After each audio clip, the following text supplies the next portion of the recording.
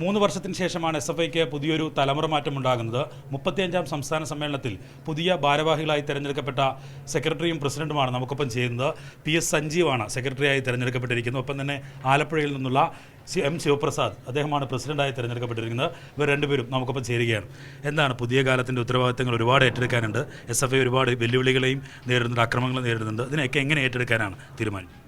തീർച്ചയായും വളരെ ശക്തമായ നിലയിൽ വിദ്യാർത്ഥികളെ അണിനിരത്തിക്കൊണ്ട് പൂർണ്ണമായും ഞങ്ങളുടെ മുദ്രാവാക്യത്തെ വിദ്യാർത്ഥികൾക്കിടയിലേക്ക് ഇന്നത്തെ കാലത്തെ കൂടുതൽ ഉത്തരവാദിത്തങ്ങൾ അതിനനുസരിച്ച് കാലാനുസൃതമായ പുതിയ പരിപാടികളിലൂടെ വിദ്യാർത്ഥികൾക്കിടയിൽ ഞങ്ങളെ എല്ലാ തരത്തിലും ആക്രമിക്കാൻ ശ്രമിച്ചുകൊണ്ടിരിക്കുന്ന വലതുപക്ഷത്തിൻ്റെ ഹീനമായിട്ടുള്ള SFIയുടെ പ്രതിച്ഛായയെ പൂർണ്ണമായി ഇല്ലാതാക്കാൻ ശ്രമിക്കുന്നവർക്കെതിരെയുള്ള ശക്തമായിട്ടുള്ള ക്യാമ്പയിനിങ്ങുമായും വലിയ ഇടതുപക്ഷ മുന്നേറ്റങ്ങൾക്ക് ക്യാമ്പസുകളിൽ ഞങ്ങൾ നേതൃത്വം കൊടുത്തു.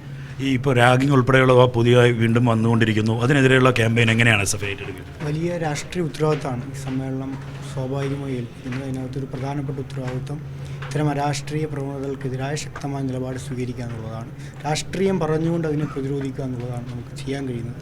ആ രാഷ്ട്രീയം പറഞ്ഞുകൊണ്ട് തന്നെ ഇത്തരം അരാജക പ്രവണതകൾക്കെതിരായ ശക്തമായ ക്യാമ്പയിൻ തുടർന്ന ദിവസങ്ങളിൽ തുടർന്നു വരുന്ന ക്യാമ്പയിനുകൾ ശക്തിയോടുകൂടി തുടരും. എന്തായാലും SFIയുടെ പുതിയ ഭാരവാഹികളാണ് നമുക്കൊപ്പം ചേർന്നത്. ഇവർ പറയുന്നത് പുതിയ കാലത്ത് ഉത്തരവാദിത്തങ്ങൾ ഏറ്റെടുക്കാൻ പ്രാപ്തരാക്കി SFIയെയും അതുപോലെ തന്നെ വിദ്യാർത്ഥി സമൂഹത്തെയും മാറ്റുക എന്നുള്ള വലിയ കടമയാണ് ഏറ്റെടുക്കാനുള്ളത്. ആ കടമ നിർവഹിക്കും എന്ന് വ്യക്തമാക്കുകയാണ് ഭാരവാഹികൾ.